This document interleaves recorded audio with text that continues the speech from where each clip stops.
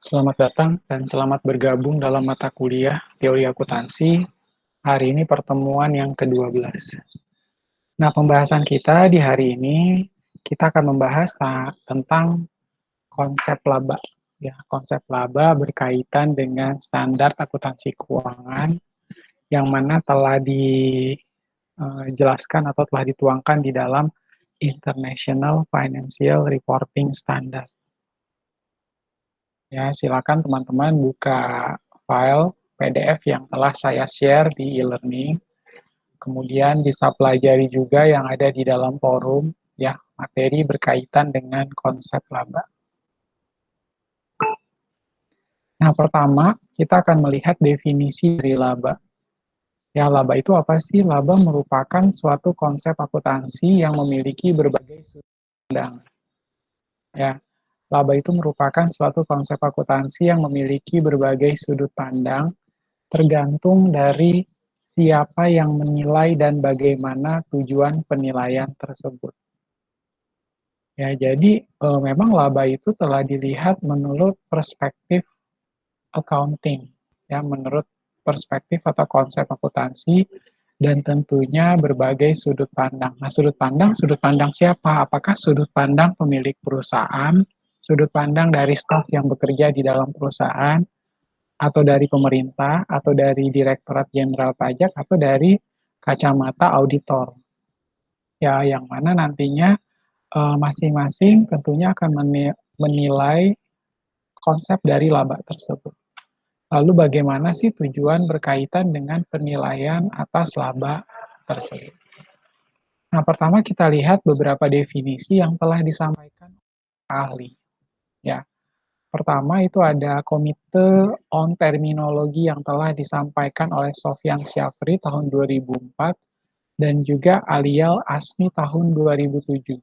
Ya, mereka berdua, beliau-beliau ini telah mendefinisikan laba sebagai jumlah yang berasal dari pengurangan harga pokok produksi, biaya lain, dan kerugian dari penghasilan atau penghasilan operasi. Ya, jadi menurut para ahli, Komite on Terminologi ya, yang telah disampaikan oleh Sofyan Safri dalam Alial Asmi ini menceritakan atau mendefinisikan bahwa laba itu sebagai jumlah yang berasal dari pengurangan harga pokok produksi. Ya, setelah dikurangkan harga pokok produksi, lalu diperoleh laba. Dan juga mengurangi besarnya biaya lain-lain dan juga kerugian dari penghasilan atau penghasilan operasi. Kemudian Belkawi tahun 93, beliau telah mencetuskan laba merupakan suatu pos dasar dan penting dari ikhtisar keuangan yang memiliki berbagai kegunaan dalam berbagai konteks. Ya, yang mana laba itu memang merupakan suatu pos dasar dan penting, ya memang dianggap sangat signifikan dari ikhtisar keuangan yang nantinya memiliki berbagai kegunaan, ya kegunaan-kegunaannya dan akan dilihat menurut berbagai konteks yang ada. Dan laba pada umumnya dipandang sebagai suatu dasar bagi perpajakan.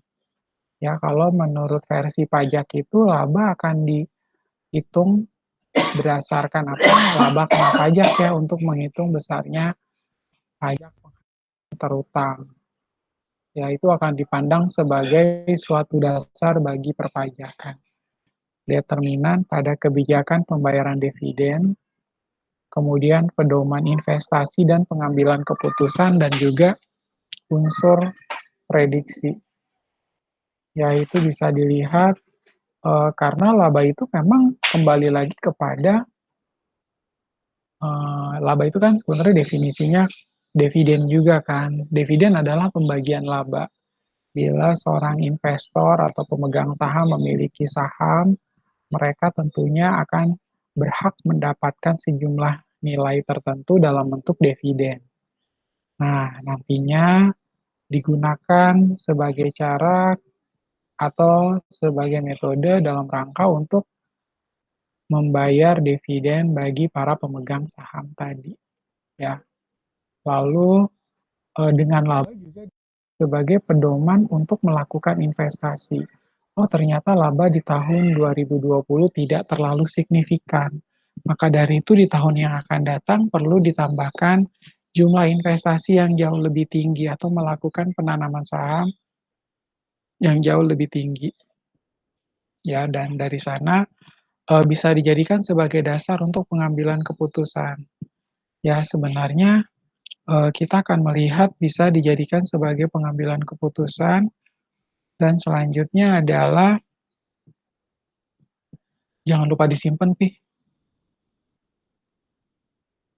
Ya, dan selanjutnya adalah pada saat sudah mengambil keputusan ini, si investor atau pemilik perusahaan mereka memilih untuk apa? Untuk menanamkan kembali sejumlah modal di tengah tahun berjalan atau di tengah tahun anggaran dan mengambil keputusan untuk menambah jumlah karyawan atau sumber daya manusia. Dan dari laba itu juga sebagai dasar untuk melakukan unsur prediksi ya, untuk memprediksi hal-hal yang ada di dalam perusahaan. Ya, kita sudah melihat definisi menurut para ahli, ada Sofyan Safri dalam Alia Lasmi dan juga Belkawi tahun 93, lalu ada Ikatan Akuntan Indonesia. Ya, di tahun 2007 juga telah mencetuskan bahwa laba itu merupakan jumlah residual yang tertinggal setelah semua beban termasuk penyesuaian pemeliharaan modal kalau ada ya dikurangkan pada penghasilan. Kalau beban melebihi penghasilan, maka jumlah residualnya merupakan kerugian bersih. Ya, seperti itu. Ya, laba ini merupakan jumlah residual yang tertinggal setelah semua beban. Ya, jadi beban-bebannya harus kita kurangi dulu ya untuk mendapatkan laba. Kok bisa Pak harus dikurangi? Kan namanya juga mau cari laba. Penjualan kurang harga pokok penjualan dapat laba kotor. Laba kotor dikurangi dengan beban-beban dapat laba bersih sebelum pajak. Maka dari itu kita harus mencari pengurangan terhadap semua beban-beban tadi untuk melihat nilai sisa atau jumlah residualnya. Jumlah residual yang tertinggal setelah semua beban termasuk penyesuaian pemeliharaan modal kalau ada dan dikurangkan pada penghasilan. Nah, kalau beban melebihi penghasilan, maka jumlah residualnya merupakan kerugian bersih. Kok bisa, Pak? Karena bebannya jauh lebih tinggi daripada penghasilan, ya kan? Penghasilannya lebih kecil, bebannya jauh lebih banyak. Istilahnya kayak besar pasak daripada tiang. Biayanya 100 juta, penghasilannya cuma 80 juta. Dan bersihnya adalah 20 juta, ya kan? Jadi kita harus berhati-hati ketika melihat jumlah penghasilannya berapa. Nah, itu pun harus disiasati ya. Kalau misalnya jumlah penghasilannya terlampau kecil, kalau bebannya justru lebih banyak, ya pasti akan mengalami kerugian bersih. Maka dari itu perusahaan selalu berusaha besarnya penghasilan harus lebih besar ya, lebih besarnya penghasilan daripada beban yang ada di dalam perusahaan. Nah, kemudian kita lanjutkan. Setelah kita melihat definisi dari laba, kita beralih kepada pembahasan tentang karakteristik income. Bagaimana sih ciri khas ya, keunikan daripada income, karakteristik daripada income. Nah, karakteristik income yang pertama, kenaikan kemakmuran dimiliki atau dikuasai suatu entitas. Ya, kenaikan kemakmuran yang dimiliki atau dikuasai suatu entitas. Kalau kita menganggap income itu kan berarti ada tambahan kemampuan ekonomis ya. Ada sejumlah nilai yang bertambah menurut versi perusahaan. Ya, itu dianggap sebagai kenaikan kemakmuran, adanya pertambahan kemakmuran yang dimiliki atau dikuasai oleh entitas atau perusahaan tersebut. Ya, kita cukup sepakat dengan penjelasan ini. Kemudian karakteristik income yang kedua, perubahan terjadi dalam suatu periode sehingga harus diidentifikasikan kondisi kemakmuran awal dan kemakmuran akhir. Ya, tentunya pasti akan ada perubahan yang terjadi dalam satu kurun waktu tertentu atau dalam satu tahun anggaran. Ya, bisa jadi dalam satu tahun anggaran penghasilan atau penjualannya bisa terjadi beberapa kali. Ya, ada di bulan Januari, bulan Februari pertengahan, bulan Maret, April, Juni, ya, dan seterusnya tentu akan ada penambahan penjualan. Nah, nantinya penjualan tersebut harus diakui ya, harus diakui di dalam pencatatan atau di dalam laporan keuangan. Nantinya bisa diidentifikasi kondisi kemakmuran awal dan juga kemakmuran akhir. Ya, di awalnya berapa, lalu di akhirnya itu akan ada berapa. Ya, harus diidentifikasikan kondisi kemakmuran awal dan juga kemakmuran akhir. Kemudian, yang berikutnya adalah karakteristik income yang ketiga, perubahan dapat dinikmati. Ya, di sini tentunya akan ada kenikmatan yang akan diperoleh ya, berkaitan dengan bertambahnya tadi. Ya, kalau income bertambah berdampak kepada laba yang meningkat pasti, ya kan? Kemarin tahun lalu Pak, saya labanya penghasilannya 200 juta, sekarang penghasilannya jadi 450 juta. Ada peningkatan menjadi penambahan sebesar 250 juta. Nah, tentu akan ada perubahan yang bisa dinikmati. Tapi dengan catatan perusahaan harus memaintain besarnya beban itu jangan sampai terlampau lebih besar daripada penghasilan yang diperoleh oleh perusahaan. Ya kalau penghasilannya lebih tinggi, tapi bebannya malah jauh lebih tinggi ya nggak ada guna. Ya kita nggak bisa memaintain atau nggak bisa mengelola dan memanage uang yang ada di dalam perusahaan. Tahun lalu memang Pak, saya 250 juta penghasilan. Tahun sekarang jadi 450 juta. Tapi dengan penambahan penghasilan menjadi 450 juta, beban naik juga Pak, jadi 600 juta bebannya. Ya ini nggak guna ya, tidak berguna sama sekali. Dan tidak ada yang dinikmati, perubahan tersebut tidak bisa dinikmati oleh perusahaan. Ya, di mana perubahan atau kenaikan income tadi, kenaikan atau tambahan kemampuan ekonomis tadi, itu harus bisa dinikmati. Ya, lalu harus bisa didistribusikan. Ya, nantinya bisa didistribusikan atau ditarik oleh entitas yang menguasai kemakmuran tersebut. Ya, asalkan kemakmuran awalnya itu nanti dipertahankan, seperti itu. Ya, jadi perubahan-perubahan ini nanti harus bisa dinikmati, didistribusikan, dan ditarik oleh entitas. Ditarik oleh entitas maksudnya apa, Pak? Si pemilik perusahaan tiba-tiba di pertengahan jalan ingin melakukan pengambilan untuk pribadi, untuk keperluan pribadinya dia. Maka kita harus keluarkan atau kita buatkan jurnalnya PRIVE ya. PRIVE. Pengambilan PRIVE seperti itu. Ya, atau ditarik oleh entitas,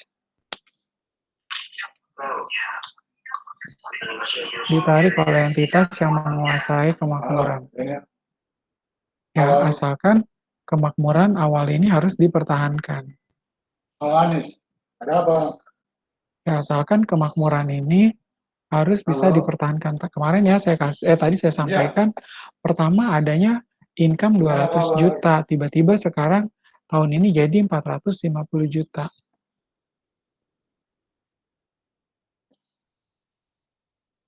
Ya, saya di rumah di Tangerang.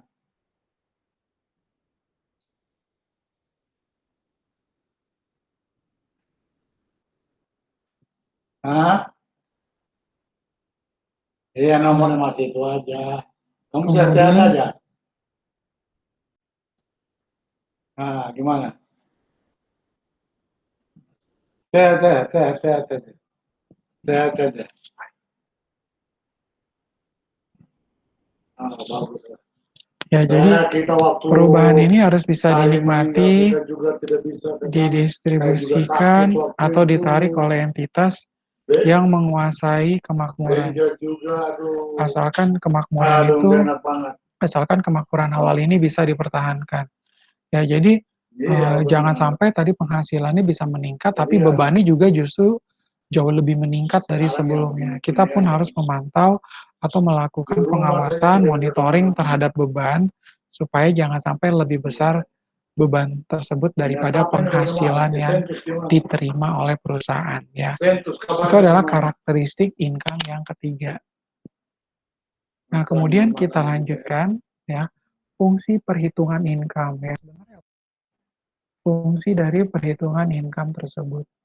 Nah, perolehan laba perlu diketahui, ya, perolehan laba itu perlu diketahui karena merupakan informasi yang penting dalam suatu laporan keuangan. Nah, laba yang secara umum dihitung berdasarkan selisih lebih pendapatan dan biaya diharapkan dapat digunakan sebagai berikut. Ya, perolehan laba perlu diketahui karena apa? Merupakan informasi penting dalam suatu laporan keuangan. Laba yang secara umum dihitung berdasarkan selisih lebih pendapatan dan biaya diharapkan dapat digunakan sebagai berikut ini. Gitu ya. Next tahun.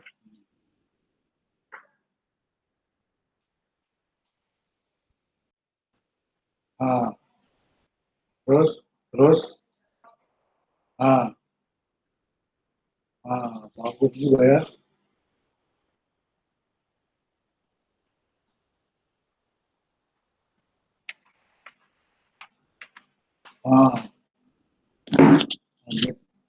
Ya, jadi yang pertama itu adalah indikator efisiensi penggunaan modal atau biaya. Ya, di sini fungsi perhitungan income yang pertama itu dapat digunakan sebagai indikator efisiensi penggunaan modal atau biaya. Jadi sebagai tolak ukur ya, sebagai tolak ukur dalam rangka membuat penggunaan modal atau biaya yang ada dalam perusahaan. Nah, tentunya perusahaan pun harus berhati-hati dalam menggunakan modalnya. Ya, lalu jangan mentang-mentang income-nya meningkat, tapi dia tidak memperhatikan cash flow yang ada di dalam perusahaan tersebut. Lalu dia tidak bisa memaintain biaya yang ada di dalamnya. Lalu mentang-mentang modal yang disetorkan tinggi oleh investor atau pemegang saham, lalu dengan santai atau secara serta-merta si pemilik perusahaan ya udahlah price terus melakukan pengambilan pribadi terus-menerus tanpa memperhatikan kondisi dari perusahaan, ya. Mentang-mentang perusahaan selalu laba atau selalu adanya peningkatan income atau penambahan penjualan yang terus-menerus meningkat, dia sembarangan dalam penggunaan dana, ya. Maka dari itu penting sekali kita menggunakan fungsi perhitungan income ini nanti dapat digunakan sebagai alat tolak ukur, ya, tolak ukur untuk melakukan efisiensi penggunaan modal atau biaya. Yang kedua, kita lihat pengukur prestasi atau kinerja manajemen. Kenapa? Maksudnya itu pengukur prestasi itu untuk menilai ya bahwa seorang manajer atau seorang bawahan yang telah manajer ini telah menjalankan memanage dana yang telah dia terima secara baik, lalu memanage karyawan-karyawan atau memanage setiap staf yang berada dalam naungan itu secara bertanggung jawab ya. Akhirnya seorang manajer ini bisa terlihat prestasi yang telah dia lakukan. Tapi kalau manajer itu nggak bisa memanage uang, nggak bisa memanage bawahannya, tentu dia dianggap kinerja atau performanya adalah buruk. Ya. Tidak bisa mempertahankan laba perusahaan. Ya, kemudian yang kedua adalah selain tidak bisa mempertahankan laba, dia juga nggak bisa meningkatkan pendapatan, lalu nggak bisa memaintain besarnya biaya-biaya. Ya. Untuk apa? Pendapatan terlampau tinggi, tapi biaya terlampau tinggi juga. Harusnya kalau pendapatan tinggi, biayanya kita harus sekecil mungkin. Ya, kita pun harus melihat itu, berhati-hati dalam melakukan penggunaan dana yang ada di dalam perusahaan. Ya, si manajer karena dia sudah diberikan tanggung jawab tanggung jawab untuk mengelola dana yang ada di dalam departemennya. Kedua, dia harus mendelegasikan wewenang kepada setiap bawahan yang telah dia tunjuk. Nah, di sanalah akan dijadikan sebagai pengukur prestasi atau kinerja dari manajemen ini. Nah, jadi manajer yang ada di dalam setiap departemen itu mereka akan dinilai kinerja atau performance yang akan mereka lakukan ya karena sudah terlihat dari apa? Dari kalau di manajer kalau di accounting kepiawaian manajer tersebut dalam menyajikan sebuah laporan keuangan ya kan. Kalau manajer purchasing kepiawaian dari manajer tersebut dalam rangka menandingkan antara supplier-supplier yang bisa memberikan the best atau quality produk yang the best ya dengan harga yang reasonable ya tentunya seperti itu. Nah, tentunya setiap departemen itu memiliki penilaian kinerja atau performance yang berbeda-beda. Tentunya akan seperti demikian. Lalu kalau manajer marketing dianggap piawai dalam menjalankan pekerjaannya kalau dia bisa mengcover seluruh customer-customer yang potensial sehingga memberikan keuntungan bagi perusahaan. Ya tentunya seperti hal-hal yang sudah saya sampaikan tadi. Ya untuk pengukur prestasi atau kinerja. Kemudian yang berikut, yang ketiga, fungsi perhitungan income yang ketiga, alat motivasi bagi manajemen dalam pengelolaan perusahaan. Ya ini sebagai dorongan ya cara kita untuk melakukan motivasi supaya apa cara kita melakukan motivasi untuk dalam manajemen dalam rangka mengelola perusahaan ya, kalau ada income bertambah akan memberikan motivasi yang maksimal ya kepada perusahaan jadi semangat bekerja jauh lebih tinggi karena income makin meningkat ya kalau income-nya juga lesu atau semakin menurun ya kita juga tidak termotivasi kan. Jadi tentu fungsi perhitungan income ini sebagai apa? Sebagai alat motivasi bagi manajemen dalam melakukan pengelolaan perusahaan. Lalu yang berikut dasar penentuan besarnya pengenaan pajak ya. Dengan adanya income sekian, kita bisa mengetahui berapakah besarnya laba kena pajak yang harus ditanggung oleh perusahaan. Ada kalanya perusahaan boleh menjalankan apa tax planning ya, perencanaan pajak supaya laba akuntansi atau laba kena pajaknya menjadi lebih kecil. Memang dari sisi accounting labanya ingin besar, tapi dari sisi pajak labanya harus lebih kecil dong supaya gue bayar pajak ke negara jauh lebih kecil. Gue nggak mau mengakui laba kena pajaknya terlalu tinggi, terbayar ke negara jauh lebih tinggi. Maka dari itu penting untuk melakukan perencanaan, ya, perencanaan di dalam pembuatan laporan keuangan, pembuatan anggaran atau perencanaan di dalam perencanaan pajak ya seperti itu. Kita lanjutkan poin yang berikut, dasar perhitungan dividen ya. Dengan keberhasilan atau peningkatan income yang signifikan, tentunya apa akan berdampak kepada dividen yang maksimal pula. Ya, tadi saya sampaikan bahwa dividen ini merupakan keuntungan atau laba yang akan diperoleh oleh masing-masing investor dan pemegang saham ya, pastinya seperti itu. Nah, maka dari itu sebagai seorang investor pun mereka akan termotivasi bila melihat income itu semakin lama semakin meningkat.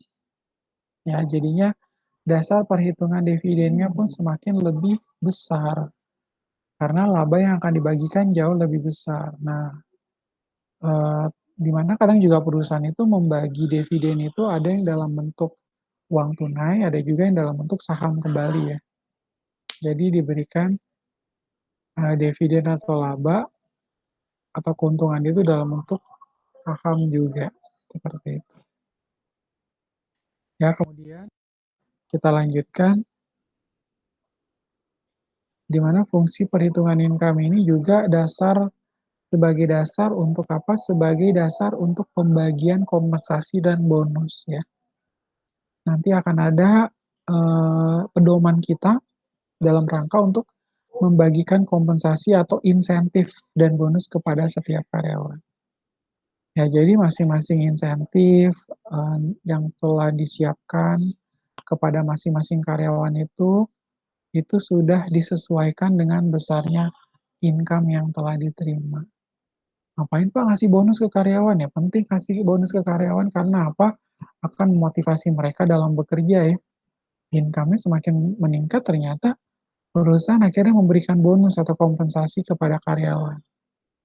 Akhirnya karyawan menjadi lebih termotivasi dalam bekerja, menjalankan pekerjaan sebaik-baiknya, kemudian mereka pun menjadi lebih loyal terhadap perusahaan. Ya, loyalitas yang tinggi terhadap perusahaan. Nah, seperti itu. Kemudian kita lanjutkan ya fungsi perhitungan income yang berikutnya, yakni sebagai pedoman dalam menentukan kebijakan dan pengambilan keputusan. Ya, tadi kan sudah dilakukan penilaian terhadap kinerja atau performance seorang manajer. Kalau ternyata setelah dilakukan monitoring, pengawasan, ternyata manajer ini lewat 6 bulan bekerja, dia sangat bagus dalam menjalankan pekerjaannya, hingga dia layak untuk diperpanjang. Lalu setelah diperpanjang, dia menjadi karyawan tetap, berhak mendapatkan bonus, kompensasi, insentif oleh perusahaannya. Jadi dari sana, si manajer ini memang dirasa memiliki kemampuan dalam memanage dana atau memanage setiap SDM di tangannya. Sehingga dari sana perusahaan akan menggunakan kinerja performance yang telah dilakukan oleh manajer ini sebagai alat untuk menentukan kebijakan. Kebijakannya adalah apa? Memperpanjang masa jabatan manajer tersebut yang kemarin adalah karyawan kontrak, sekarang menjadi karyawan tetap. Ya. Dan juga bisa dijadikan sebagai dasar untuk pengambilan keputusan. Maksudnya gimana, Pak? Nah, pengambilan keputusan misalnya nih, income menjelang hari raya. Oh, ternyata income-nya makin meningkat. Ya, udah mendekat tahun baru lagi, tambah lagi semakin meningkat. Ya, kalau income semakin meningkat, akhirnya si perusahaan, waduh, kayaknya bagus nih kalau saya jualan item produk yang ini. Ternyata ini yang paling banyak diminati oleh customer. Karena dia mengambil keputusan, ya, dia melakukan pengambilan keputusan dengan menjual satu item atau produk yang bisa menjadi primadona di pasar. Ya, akhirnya diambil barang tersebut dan diperjualbelikan, dan antusiasme masyarakat pun sangat tinggi terhadap produk tersebut. Ya, ini yang dinamakan pedoman dalam menentukan kebijakan dan pengambilan keputusan. Ya, kalau dirasa ternyata wah kayaknya produk ini tidak terlalu menguntungkan, maka dari itu sebaiknya kita nggak usah jualan produk ini lagi, ambil aja produk yang lain. Ya, kalau memang memilih untuk mengambil produk yang lain ya, berarti itu juga sebagai dasar kita untuk melakukan pengambilan keputusan tadi. Ya, seperti itu. Selanjutnya, dasar peramalan kondisi perusahaan di masa yang akan datang. Ya, di sini adanya dasar peramalan kondisi perusahaan di masa yang akan datang. Tentu kita ingin melakukan forecasting. Forecasting terhadap apa? Terhadap kondisi perusahaan di masa-masa yang akan datang. Oh, ternyata income semakin meningkat. Kemudian setelah meningkat ini, perusahaan sudah bisa memprediksi hal-hal apa saja yang bisa terjadi di masa yang akan datang. Lalu bisa jadi mereka membuat apa? Membuat cabang lagi, memperluas usaha mereka di daerah-daerah lainnya. Awalnya kantor pusatnya ada di Jakarta, sekarang sudah disebarluaskan sampai ke Tangerang, Bekasi, Cilegon, ya, Palimanan, dan lain sebagainya, sehingga akhirnya perusahaan bisa melakukan peramalan sedemikian rupa terkait kondisi perusahaan di masa yang akan datang. Ya, seperti itu. Nah, kita lanjutkan jenis-jenis income. Ya, teman-teman bisa memperhatikan, ini adalah jenis income yang pertama kita lihat bersama, ada value added atau nilai tambah. Ya, berkaitan dengan value added atau nilai tambah, siapakah penerima informasi income-nya? Ya, kita ingin meneliti lebih lanjut ya, berkaitan dengan jenis income yang pertama, value added. Penerima informasi income-nya satu ada karyawan, kemudian ada pemilik, kreditor, dan pemerintah. Ya, kemudian yang berikutnya perhitungan income, itu harga jual produk dikurangi dengan cost yang telah dikeluarkan. Harga jual produk dikurangi dengan cost yang dikeluarkan. Yaitu untuk melakukan perhitungan income. Kemudian jenis income yang kedua adalah enterprise net income. Ya, peserta informasi income, penerima informasi income. Pertama ada pemegang saham, lalu ada pemegang obligasi atau pemegang surat utang, dan juga pemerintah. Itu adalah penerima informasi income. Lalu untuk perhitungan income-nya, pendapatan kurang biaya ya, revenue minus expenses ditambah dengan gains minus losses. Ya, keuntungan dikurangi dengan kerugian. Nah, ini tidak termasuk apa? Tidak termasuk biaya bunga, pajak penghasilan, dan juga pembagian dividen ya. Karena di dalam perhitungan income kita tidak memperhitungkan ya, tidak termasuk adanya biaya bunga, pajak penghasilan, dan pembagian dividen. Karena itu dia terletak di bagian bawah ya, yaitu pendapatan di luar operasional atau pendapatan beban di luar operasional. Kemudian jenis income yang ketiga yaitu net income to investor. Ya. Nah, siapakah penerima informasi income-nya? Yang ketiga itu adalah pemegang saham dan pemegang obligasi. Ya, ada pemegang saham, ya, kepemilikan saham. Pemegang obligasi adalah pemegang surat utang tersebut. Lalu perhitungan income seperti butir 2, namun termasuk pajak penghasilan. Ya, jadinya di dalam poin yang ketiga ini untuk perhitungan income, butir 2, seperti butir 2 itu yang atas, revenue kurang expenses, ditambah dengan gains minus losses, itu tidak termasuk biaya bunga, pajak penghasilan, dan pembagian dividen. Ya, nanti itu setelah dikurangi dengan bunga obligasi. Kemudian yang kelima, jenis income yang kelima adalah net income to residual shareholders. Ya, net income to residual shareholders. Teman-teman bisa melihat penerima informasi income-nya, pemegang saham common stock. Kemudian perhitungan income-nya seperti butir 4, namun setelah dikurangi dividen, preferred, ya seperti itu. Itu adalah perhitungan income untuk net income to residual shareholders. Seperti butir 4, namun setelah dikurangi dividen preferred stock. Nah, kita lihat konsep income dalam aspek tataran. Ya, konsep income dalam aspek tataran, ya, di mana di sana terbagi atas 3. Ya, seperti itu.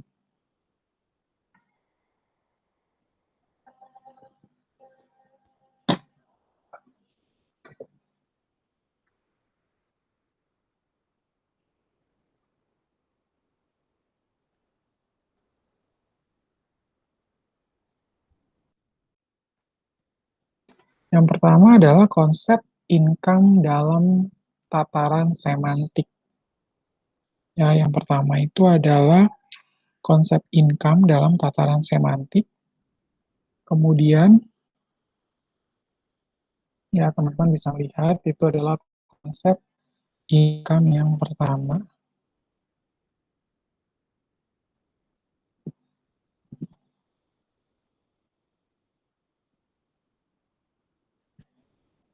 Selanjutnya yang kedua adalah konsep income dalam tataran sintaktik.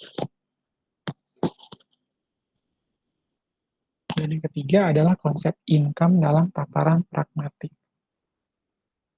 Ya, sebenarnya kenapa sih Pak kita akan membahas tentang konsep dari income tersebut menurut ketiga aspek tataran atau aspek level semiotika tersebut.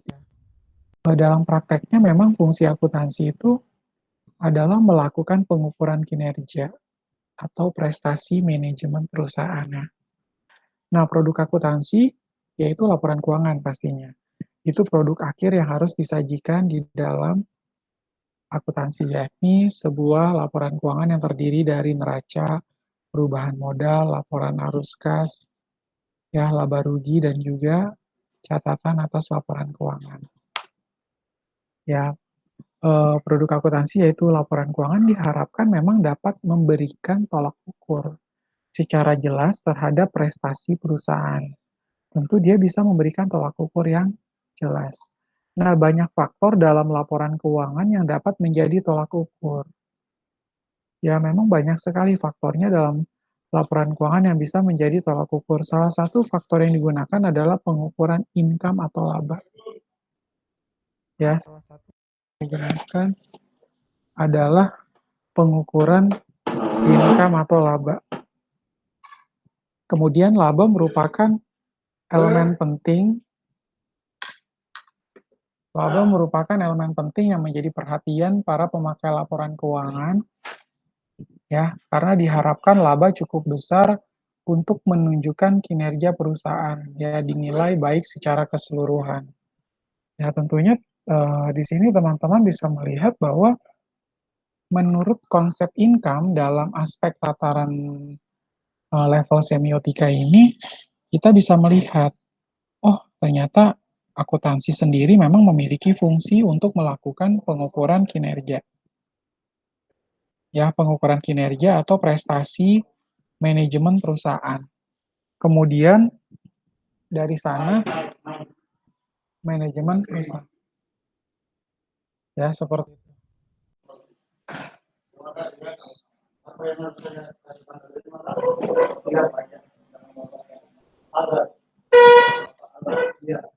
Ya, kemudian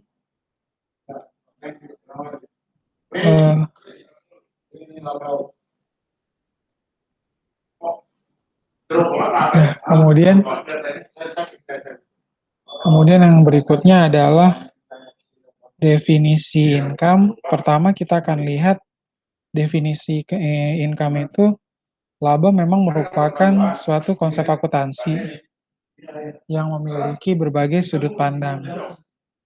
Ya, tergantung dari siapa yang menilai dan bagaimana tujuan penilaiannya tersebut. Ya. Ya, laba merupakan suatu konsep akuntansi yang memiliki berbagai sudut pandang, tergantung dari siapa yang menilai dan bagaimana tujuan penilaiannya tersebut. Nah, oleh karena itu, para ahli dan organisasi akuntansi akan memberikan definisi berbeda tentang konsep laba. Ya. Nah, konsep labanya itu yang seperti apa? Ya, tadi saya juga sudah menjelaskan beberapa definisi laba yang telah disampaikan oleh beberapa ahli. Ya, Belkawi tahun 93, ya, kemudian juga sudah disampaikan menurut Ikatan Akuntan Indonesia tahun 2007. Ya, lalu kita ingin melihat definisi dari laba. Laba itu merupakan suatu pos dasar dan penting dari ikhtisar keuangan yang memang memiliki apa? Memiliki berbagai kegunaan dalam berbagai konteks. Ya, laba pada umumnya dipandang sebagai suatu dasar bagi perpajakan, determinan pada kebijakan pembayaran dividen, pedoman investasi dan pengambilan keputusan, dan juga unsur prediksi. Nah, ini juga yang sudah disampaikan oleh Jokowi, yaitu definisi laba secara lebih gamblang yang telah disampaikan oleh Belkawi. Lalu yang berikutnya, yang tadi disampaikan oleh Sofyan Syafri ya, dalam Komitean Terminologi, semoga teman-teman masih ingat, laba sebagai jumlah yang berasal dari pengurangan harga pokok produksi, biaya lain, dan kerugian dari penghasilan atau penghasilan operasi. Ya, kemudian ada lagi yang dicetuskan oleh seorang ahli namanya Skousen Stais, itu dia tahun 2009. Beliau menyatakan bahwa laba adalah pengambilan atas investasi kepada pemilik. Ya, hal ini mengukur nilai yang dapat diberikan oleh entitas kepada investor dan entitas masih memiliki kekayaan yang sama dengan posisi awal. Ya, tadi saya sampaikan bahwa laba itu kan sebenarnya penandingan antara pendapatan dengan beban. Pendapatan kurang beban dapat laba kotor dikurangi dengan beban-beban, pendapatan dikurangi HPP dapat laba kotor kurangi beban-beban dapat laba bersih sebelum pajak. Nah, dari sana laba ini yang memiliki hak atas laba tersebut adalah entitas. Ya, entitas itu harus diserahkan kepada siapa? Kepada perusahaan. Pastinya akan diserahkan kepada perusahaan. Nah, pada saat itu perusahaan pun memiliki kewajiban untuk menyerahkan sejumlah uang, ya, memiliki uh, sejumlah uang yaitu untuk membagikannya dalam bentuk dividen. Karena tadi seorang investor atau pemegang saham, dia sudah menanamkan saham di dalam perusahaan, berarti dia berhak atas sejumlah nilai uang lagi dalam bentuk dividen. Nanti dividen ini juga akan dipotong pajak loh. Dividen ini pun akan dipotong pajak, seperti itu. Nah, kemudian kita lanjutkan, tadi juga sudah disampaikan definisi laba menurut Ikatan Akuntan Indonesia tahun 2007. Laba itu merupakan jumlah residual yang tertinggal setelah semua beban termasuk penyesuaian pemeliharaan modal, kalau ada, dikurangkan pada penghasilan. Kalau beban melebihi penghasilan, maka jumlah residualnya merupakan kerugian bersih. Ya, seperti itu.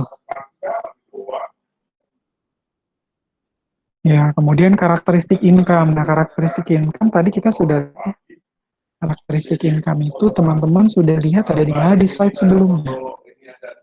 Ya, nah ini. Nah, karakteristik income tadi kita sudah membahas ada 3 ya. Ada kenaikan kemakmuran yang dimiliki entitas, perubahan terjadi dalam satu periode,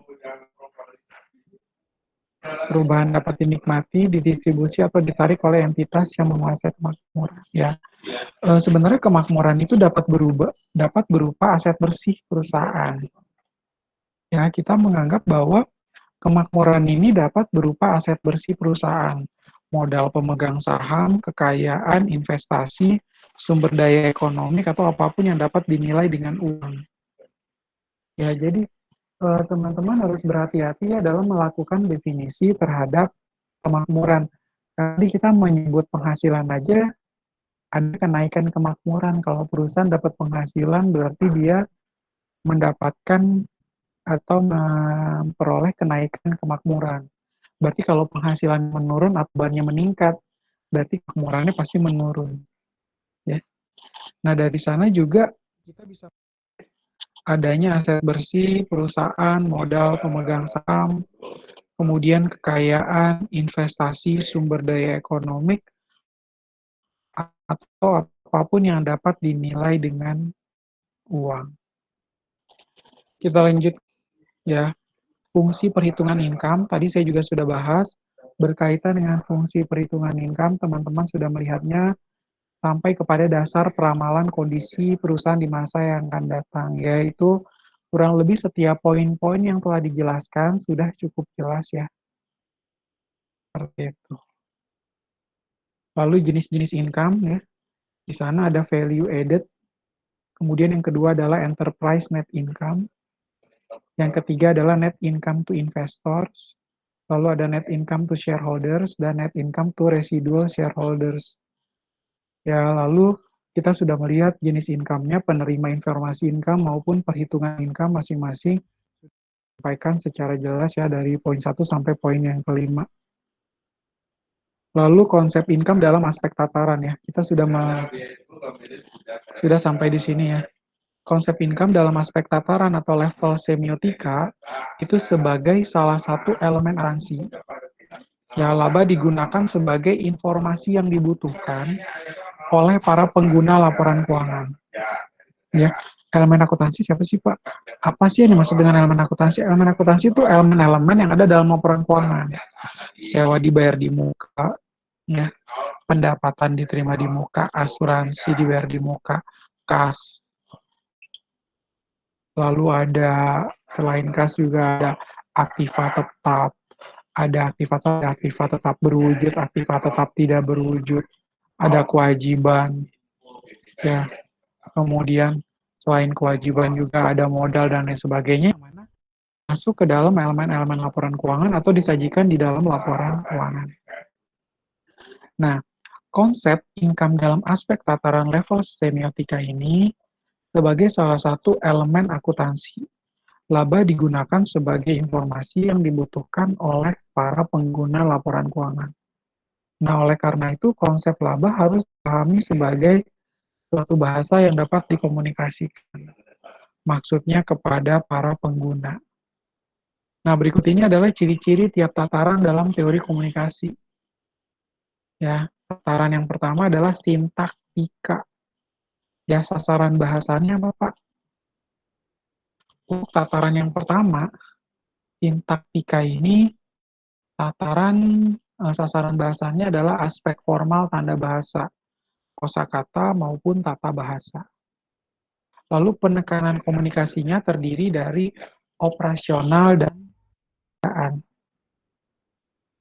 Ya, penekanan komunikasinya terdiri dari operasional dan penandaan. Lalu tataran yang ketiga adalah semantika, ya. Tataran yang ketiga semantika itu sasaran bahasanya adalah aspek isi tanda bahasa atau makna yang berkaitan dengan income tersebut. Lalu penekanan komunikasinya adalah penafsiran dan pelambangan. Jadi kita tuh karena income itu kan sifatnya luas ya, bahasanya kedengarannya income. Tapi apakah definisi income menurut versinya Indonesia dengan definisi income menurut versinya Amerika dengan definisi income menurut versinya Malaysia sama atau tidak? Tentunya berbeda. Maka dari itu kita ingin melihat makna tanda bahasa yang ada atau yang berkaitan dengan income tersebut. Ya, maka itu masuk dalam kategori sintaktika. Ya, seperti itu. Ya, masuk dalam kategori sintaktika. Supaya teman-teman tidak salah dalam mengklasifikasikannya ya. Kalau tadi sorry ya, maksudnya adalah kalau sintaktika itu berkaitan dengan formal tanda bahasa, kosakatanya atau tata bahasanya, tapi kalau semantika itu berkaitan dengan makna dari definisi income tersebut, konsep income atau konsep penghasilan yang merupakan elemen di dalam elemen-elemen di dalam akuntansi atau elemen di dalam laporan keuangan. Cara kita melakukan penekanan komunikasi adalah penafsiran dan pelambangan. Lalu tataran yang ketiga adalah pragmatika. Ya, tataran ketiga adalah pragmatika. Sasaran bahasanya adalah keefektifan tanda bahasa atau efek komunikatif. Ya, efektif nggak sih kita menggunakan istilah income? Jangan-jangan ngaco lagi mendefinisikannya menggunakan istilah income. Jangan-jangan tidak tepat dalam menggunakan istilah tersebut. Nah, penekanan komunikasinya itu lebih ke arah fungsional atau pengaruh. Ya, fungsional atau pengaruh berkaitan dengan tataran pragmatika tersebut. Ya, jadi kalau bisa dibilang ya, konsep income dalam tataran semantik ini, konsep laba dalam tataran semantik berkaitan dengan masalah makna yang harus dilekatkan pada perekayasaan laporan pada simbol atau elemen biaya, sehingga laba itu bermanfaat dan bermakna sebagai informasi. Tentunya laba itu harus bermanfaat dan bisa bermakna ya sebagai informasi. Kalau misalnya kita menghasilkan laba, tapi kita nggak bisa mendefinisikan arti laba itu kan juga percuma. Nah, pada tataran ini teori menekankan makna yang harus dimiliki oleh konsep laba. Seperti apa teori tentang aset, realitas, atau kegiatan